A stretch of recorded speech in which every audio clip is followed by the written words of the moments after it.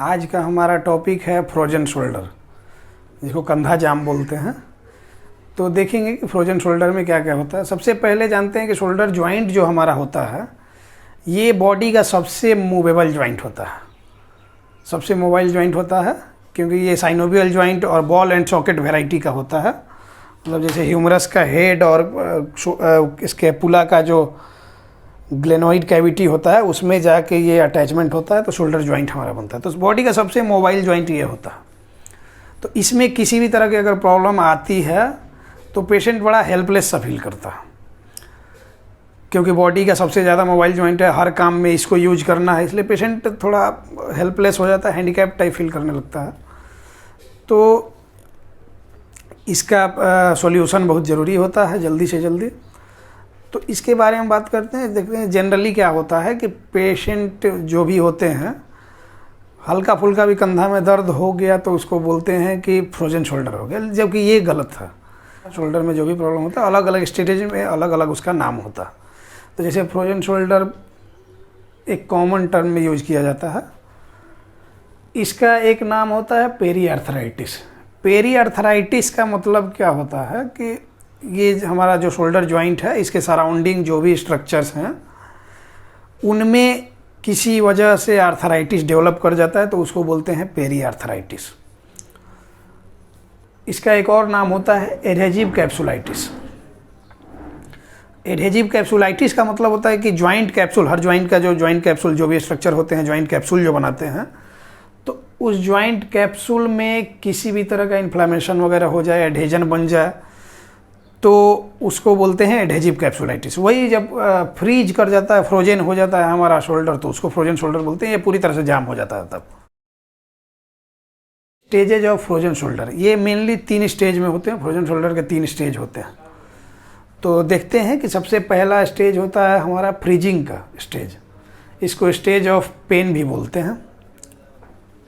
इसमें इन्फ्लामेशन और पेन होता है, तो ये बहुत पेनफुल कंडीशन होता है। एक्यूट इन्फ्लामेशन इसमें होता है, और इसका ड्यूरेशन 6 वीक्स टू 6 मंथ होता है। 6 सप्ताह से लेकर 6 महीने तक का इसका ड्यूरेशन होता है। इसमें क्या होगा, पेशेंट का बहुत ज़्यादा पेन होगा। नॉक्टर्नल पेन इसका सबसे मेन सिम्टम होता है, कि रात में दर्द बहुत होगा, रात में सोने समय में बहुत दर्द होता है। तो नॉक्टर्नल पेन इस फ्रोजन शोल्डर का, या फिर पेरी आर्थराइटिस कहें, एडहेजिव कैप्सुलाइटिस कहें, इसका मेन फीचर होता है नॉक्टर्नल पेन। तो ये होता है पहला स्टेज, फ्रीजिंग स्टेज। अब देखते हैं सेकेंड स्टेज जो होता है फ्रोजन, इसको स्टेज ऑफ स्टीफनेस भी बोलते हैं। स्टीफनेस का स्टेज होता है ये हमारा फ्रोजन स्टेज। तो इसमें जॉइंट स्टीफ होने लगता है। इसका ड्यूरेशन होता है 6 से 12 महीने तक का। तीसरा हमारा होता है थाविंग स्टेज।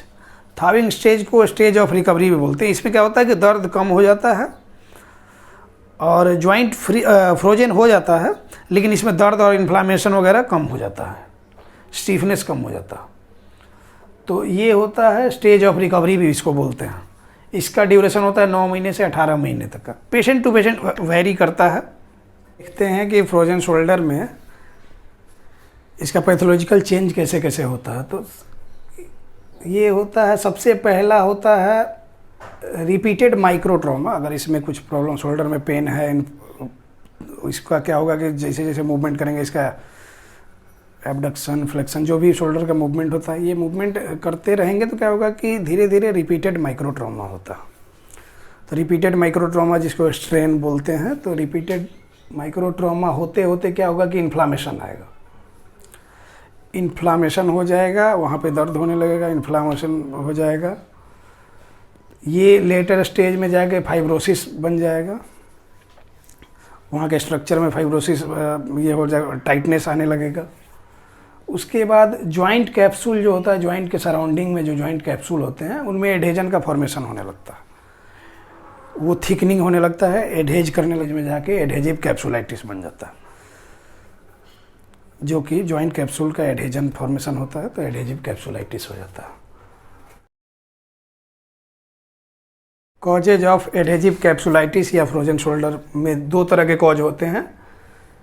प्राइमरी कॉज, जिसको शोल्डर रिलेटेड कॉज बोलते हैं, जो शोल्डर से डायरेक्टली रिलेटेड होता है, तो उसको बोलते हैं प्राइमरी कॉज। और सेकेंडरी कॉज मतलब नॉन शोल्डर रिलेटेड कॉज। तो देखते हैं कि क्या होता है प्राइमरी। सबसे पहला होता है ट्रॉमा। किसी तरह का भी डायरेक्ट ट्रॉमा शोल्डर जॉइंट पे होगा तो कुछ दिन के बाद उसमें इन्फ्लेमेशन वगैरह होगा, स्टिफनेस डेवलप होते जाएगा। तो ये हो गया ट्रॉमा। टेंडिनाइटिस, इसके अराउंड जितने भी मसल हैं, सराउंडिंग मसल जो भी है शोल्डर जॉइंट के, उनके टेंडन में किसी तरह का इन्फ्लेमेशन वगैरह होगा तो स्टिफनेस डेवलप होगा। तो ये होता है, इसके वजह से एडहेजिव कैप्सुलाइटिस होगा। रोटेटर कफ इंजरी, हमारा जो शोल्डर जॉइंट है इसके अराउंड 3-4 मसल्स जो होते हैं वो रोटेटर कफ बनाते हैं, जिसको मूवमेंट में हेल्प करते हैं हमारे शोल्डर जॉइंट को। रोटेटर कफ के मसल में किसी भी तरह का इंजरी हो गया, टियर हो गया किसी भी मसल में, तो वो क्या करेगा कि हमारे मूवमेंट को रेस्ट्रिक्ट कर देगा। मूवमेंट रेस्ट्रिक्ट हो जाएगा, काफ़ी समय तक मूवमेंट रेस्ट्रिक्ट होने की वजह से एडहेजन डेवलप हो जाएगा, तो एडहेजिव कैप्सुलाइटिस हो जाएगा। Bad sleeping posture, bad sleeping posture में क्या होता है कि बहुत सारे लोग होते हैं सोने का सही से पता नहीं होता, तो क्या होता है कि कभी ऐसे करके सो जाएंगे, कभी हाथ को दबा के सो जाएंगे। तो इसमें क्या होता है कि एक्सटर्नल रोटेशन का मूवमेंट है हमारा।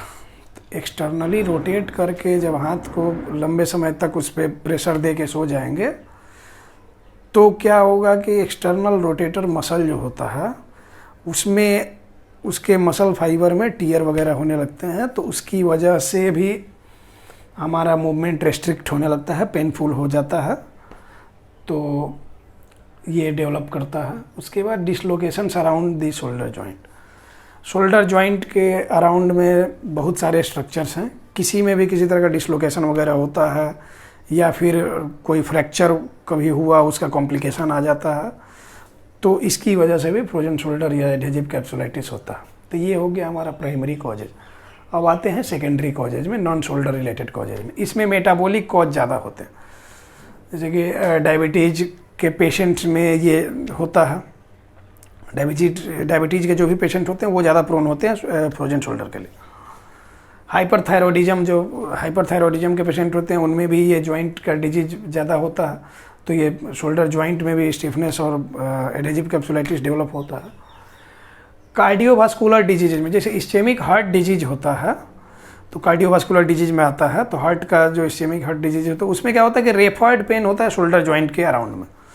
तो शोल्डर जॉइंट के अराउंड में रेफॉइड पेन होने की वजह से इसका क्या होगा कि मूवमेंट रेस्ट्रिक्ट होगा और इमोबिलाइजेशन कुछ दिन तक रहता है, कुछ लंबे समय तक रहने की वजह से भी ये फ्रोजन शोल्डर डेवलप करता है।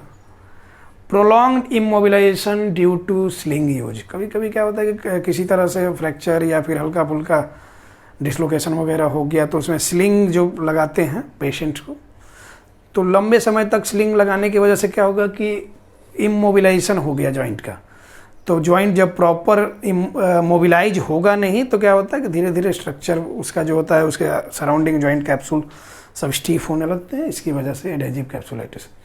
मस्कुलर डिस्ट्रॉफी होता है। मस्कुलर डिस्ट्रॉफी मतलब सराउंडिंग के जो भी मसल, जैसे ये सपोर्ट करता है पेक्टोरलिस मेजर वगैरह हो गया, अगल बगल के जो भी मसल होते हैं उनमें किसी तरह का वीकनेस हो गया है, मस्कुलर डिस्ट्रॉफी हो गई, तो शोल्डर जॉइंट का प्रॉपर मूवमेंट होगा नहीं। शोल्डर जॉइंट का प्रॉपर मूवमेंट नहीं होने की वजह से भी एडहेजन होता है और ये स्टीफ हो जाता है शोल्डर जॉइंट, जिसको फ्रोजन शोल्डर बोलते हैं।